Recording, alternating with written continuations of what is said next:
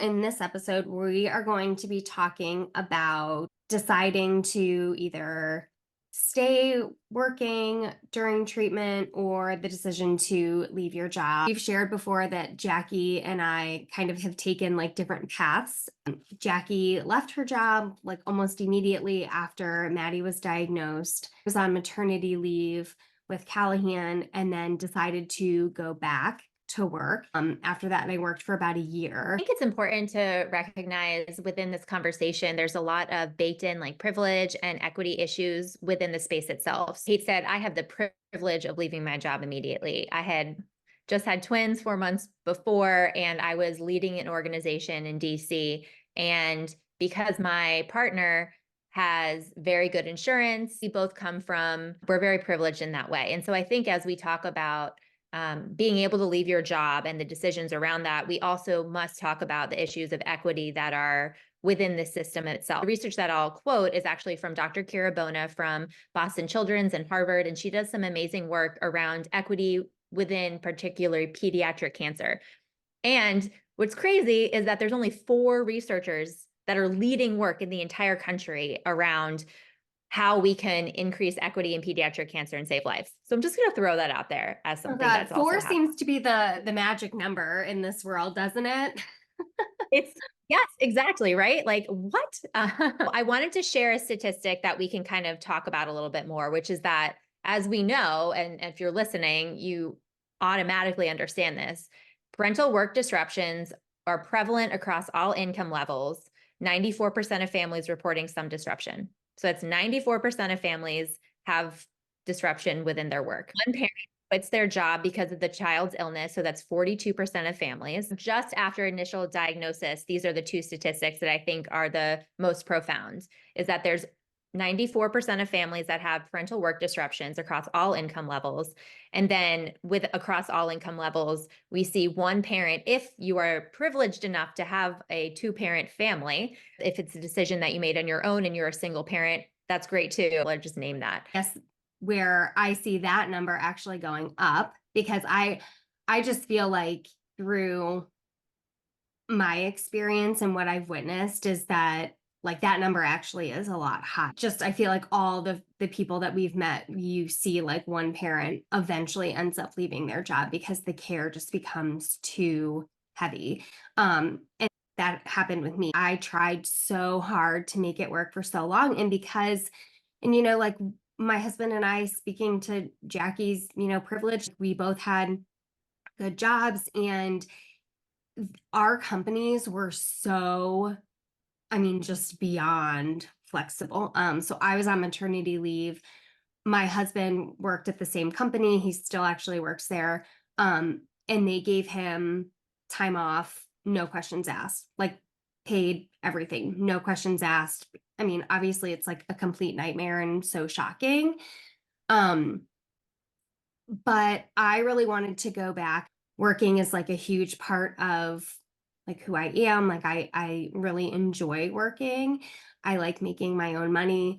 I so desperately wanted to hold on to anything that was like normal pre Callahan's diagnosis. Anything that I could control that looked like our life before, that's what I wanted to do. So I tried really hard to make it work. It is extremely challenging to work in the hospital. So we can talk about that a little bit later, like the decision to keep your job and maintain working, the challenges that come along with that. About a year in, we were actually like home at this point. I decided I actually can't do this anymore. It was like a mental health thing. Like I was like, I actually am like using work like an escapism almost. And I was like, I need to like actually kind of process and resolve like what has just happened over the last year and what is still happening.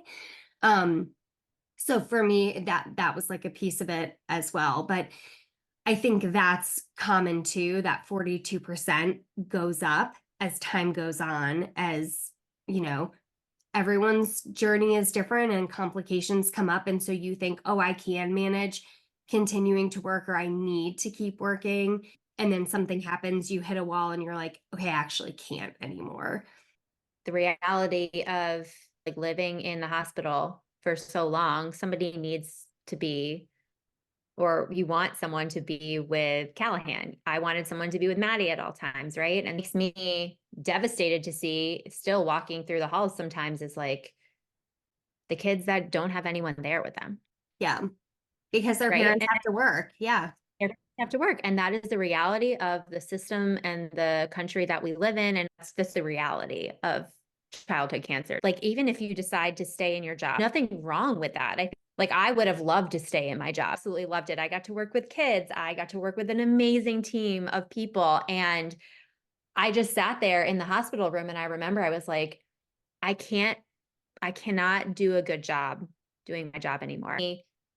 That's when I think a lot about like, wow, I was so lucky that I could leave my job and that I was able to do that. It was a big identity shift for me. And I also just wanted to spend as much time with Maddie. And also I have to say my job wasn't remote. It was in person. So there was and it was with preschoolers. So I knew Yeah. that, Maddie was going to go through all these treatments where she wouldn't have an immune system. And I was like, I Oh yeah, cannot, no like, way.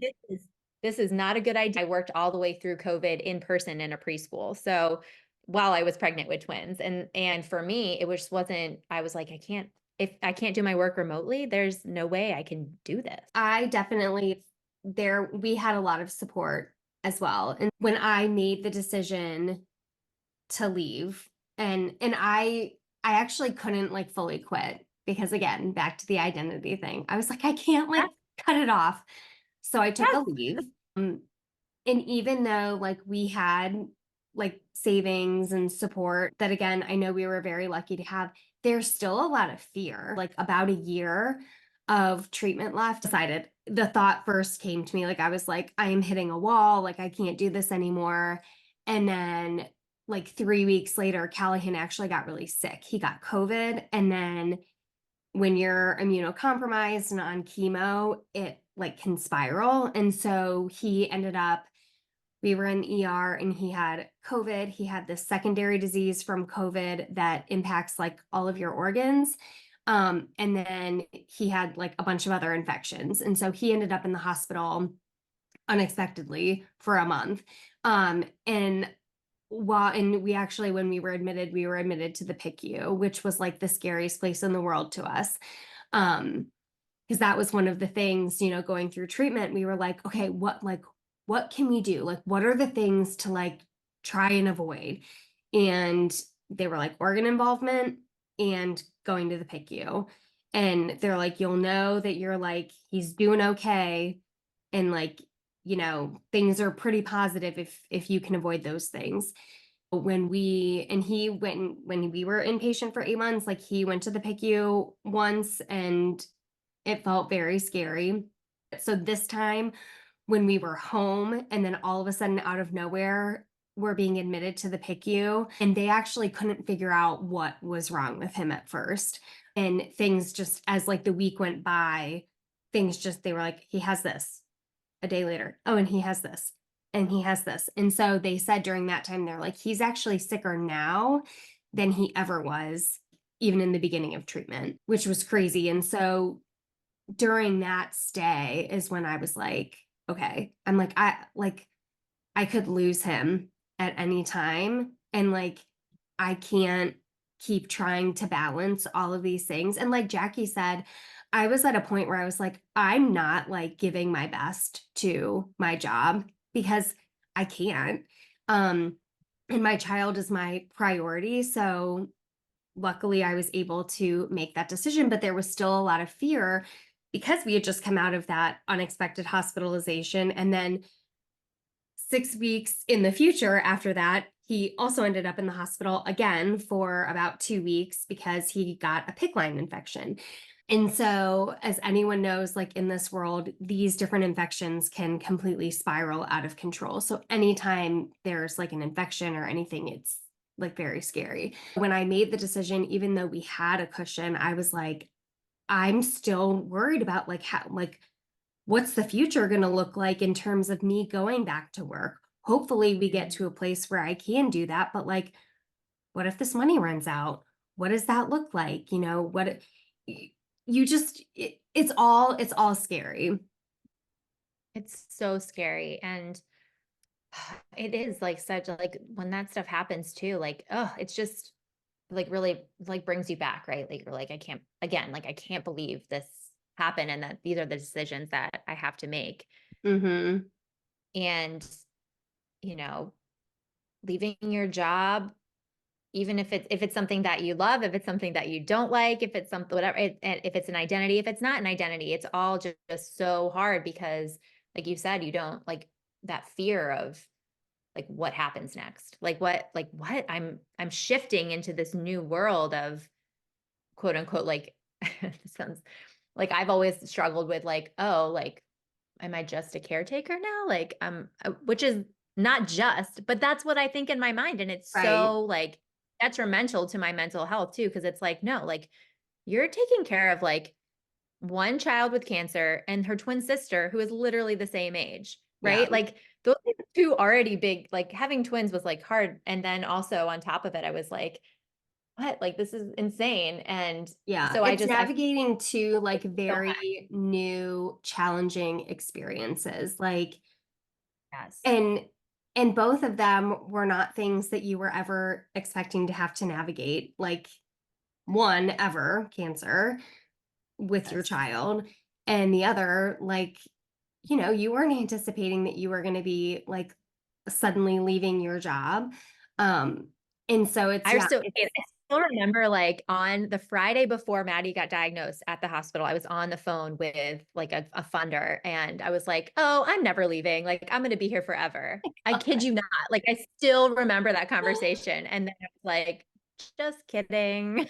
If you're listening, like I do, I feel like no matter what decision you make, if you're forced into a decision based on like your financial situation or you want to do it or it's something that you want to hold on to, like I just want to say like no, like everything, no judgment, like you should do no, whatever you want to do and there are like multiple options. And I think one of the things that is helpful especially for folks that need to work because of financial implications of that too is like reaching out to different nonprofits that could help, right? yep. Or reaching out like your community of support and saying like, I think like GoFundMe, meal trains, like things like that are just so helpful for family. Well, and I would say too, like, your best resource in the hospital is going to be your social worker. So the social workers can, and something that we learned, which was really crazy, is we got really lucky with Callahan that Callahan actually got approved for institutional Medicaid. And that was because he was like a resident of the hospital. But his social worker helped us navigate all of that stuff. And like my husband had the paperwork. He was like, "All right, this is going to be really important because we're going to be here for a long time and we will be like millions of dollars in debt." So he Mhm. filled the paperwork out and he gave it to her like within the first 5 days.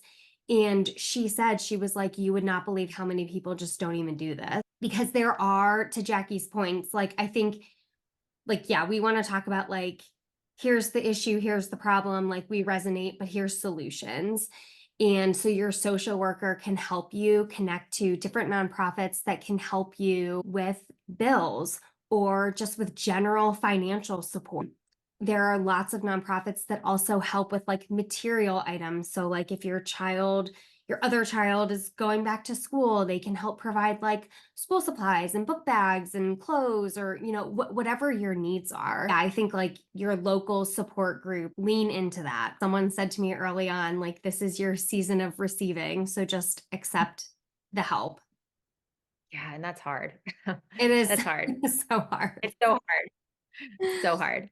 Every state is different on how they support children going through medical, like serious medical issues, particularly within pediatric cancer. What it looks like to support a child in Ohio will be much different from what it looks like to support a child in Pennsylvania. A lot of really great resources if you know what your state looks like in terms of like how you can be helped. And that a lot of times is your social worker and advocating for a social worker who can actually get you through those pieces.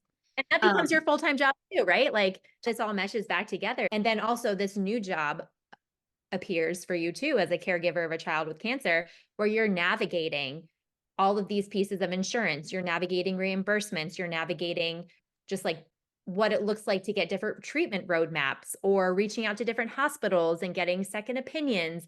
And that becomes a full-time job right away too.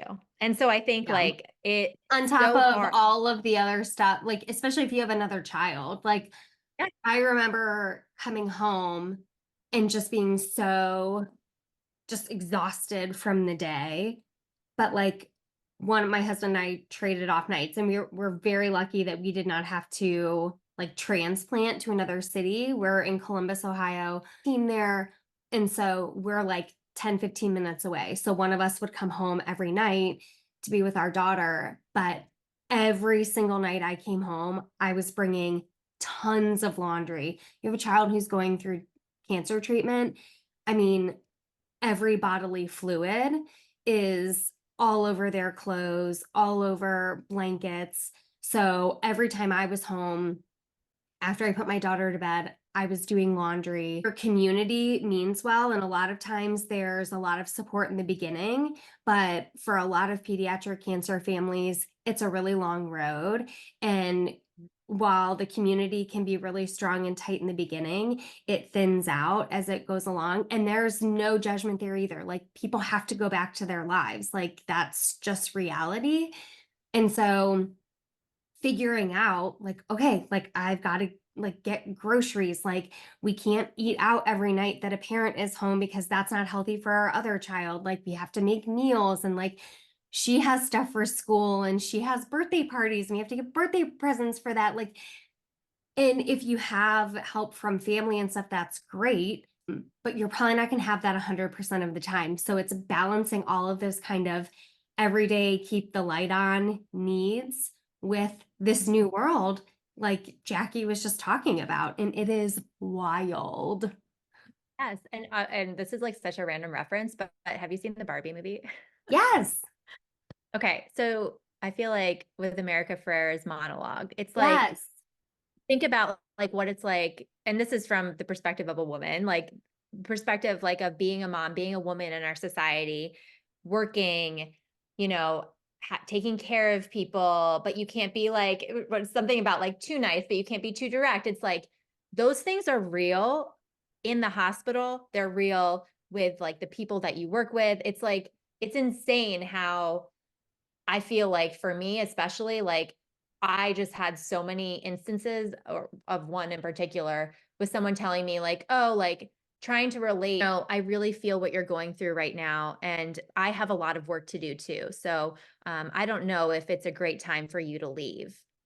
And I was like, "Oh, but my child has cancer. Like I can't like this is not something that I feel like I have a decision over. Like I didn't like this is not a decision I wanted to make, to be clear. Like I wanted to do something different." And it was like this like they didn't understand. I was like, "Wait, what? This is like am I in an alternate universe? Like you can't you can't tell me that you understand what I'm going through when your child doesn't have cancer right now, right?" Yeah. Like and so it was so wild. And so I thought like while you were talking about that, I was like, "Oh my gosh, I'm like both like brought back to that moment in time and then also like more like relatable like more light like the Barbie movie in some ways because it's like you have to manage so many things and no matter if Yeah. you leave your job each day, you're still like juggling like the birthday parties, like the meal planning, like all of these other things and it's a critical time in really managing your child's health in a way that is very scary Yeah. and you don't know what's going to happen, right? Yeah. And I think even like when I decided to take that step back, I and I don't know if this is real or not, but like in my head, I thought people were judging me because they were like, at this point, we were over a year into his like treatment. And I was like, people probably don't even understand like that this is still really hard. And it felt even harder once we were home. Like when you're in the hospital, I mean, he was very sick when we were in the hospital, but we had so much support from like the medical staff. And then when you're home, we're the ones administering chemo, plus then trying to like manage starting to incorporate some of these therapies for his developmental delays. We didn't have childcare because he was so fragile still that I was like, I don't want to bring a third party into this house. Like we kept our circle super tight. And so I felt that people were like, he was diagnosed a year ago. Like, because no one knows your journey like you do. They're not living it. And I'm like, well, he's still on chemo. He's still going to be on chemo for about another year. And then even I did start doing some consulting in the winter. So like January of 2023. So it's been about a year now. And even then, like I didn't have childcare until July of 2023. And so it was very slow going getting started because I was like taking care of my child. I didn't have help and I was taking him to all these appointments and not just the appointments, but there was so much at home. Callahan had a lot of feeding issues, which was incredibly time consuming. So, and that's something too that I think unless you live it, you don't understand. But so much of our time during the day was taken up like making him like these special meals that he could eat and then like literally sitting down at the table for like 30 minutes for every single meal and like trying to get him to eat. And so I just remembered being like, one of my clients were like, oh my God, like, what is she doing? Like, she's not working any hours. I'm like, I can't. Yeah, there's not enough time in the day. There's not enough time in the day. There's not. And even then, like going back to work is like an adjustment too, because you've been off for so long and you're like, oh my God, like, how do I do this? I've completely forgotten how to do this. Yeah, I totally, and that's what I'm starting to like get into a little bit too, is like starting to do some consulting on the side and doing a little bit of work. And it's like, oh yeah, like it feels good. It also feels weird. It also is like still hard to do. Anyway, and Yeah. yeah. You And we start didn't getting your even talk rhythm. about I'm like 7 months in, and I feel like I'm just starting to get my rhythm. So it'll come. And it'll yeah, come for thanks. any of you that are out there. It's no matter what path you take, it's hard to navigate. But I think there's solutions and I think there's hope. And there are people who have gone through this and are going through it alongside you. Definitely want to post like the notes wherever this is going to live, resources for support in different states, different ideas. But definitely I think the very first thing, lean into your social worker. Talk about there. But in terms of the support, make sure that like you recognize that you're not alone. I think that's important too. And, you know, the judgment a lot of times is a lot of internal judgment Yeah. of like claiming your identity and figuring out what this looks like. And so I think just to like you've probably heard it in our voices too, like it's something I'm really passionate about. It's something that I wish could be different. And, you know, you're kind of thrown into these decisions that you have to make. And so just know that like from where I'm sitting, you know, where, you know, this is like no decision is a wrong decision. It just has to be what you think is best for you, your family, your child, and that you should feel confident once you make that decision.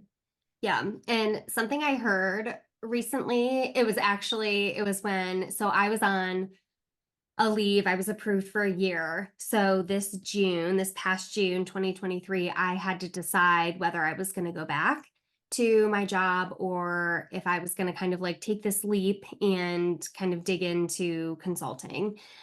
Um, and I heard something that really stuck with me, and it goes with what you just said about decisions, is that the best thing about decisions is that if it doesn't work, you can just make a different decision. So yeah, I think you have to do, like Jackie said, you have to make the decision that is right for you at that time with the information that you have. And yeah, no one is judging you. And if they are, insert something really inappropriate that I don't want to say on the internet. Agreed. I think you all probably know. Um, But yeah, I'm sure we'll talk about this much more, but I think this was kind of a good start at this topic. So good luck wherever you are in your journey and if you are making those challenging decisions around work and what that looks like for you and your family. We are here and your community is here for you.